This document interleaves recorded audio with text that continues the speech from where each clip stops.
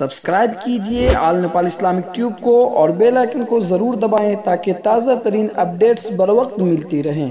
السلام علیکم ورحمۃ اللہ۔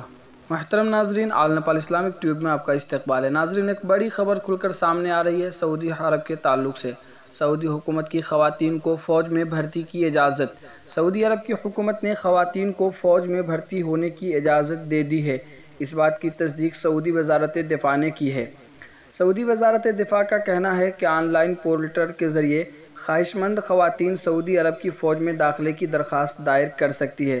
سعودی وزارت دفاع کا کہنا ہے کہ خواتین کی جانب سے سعودی عرب کی آرمی، ایئر فورس، نیوی سمیت دیگر اداروں میں درخواست دی جا سکتی ہے۔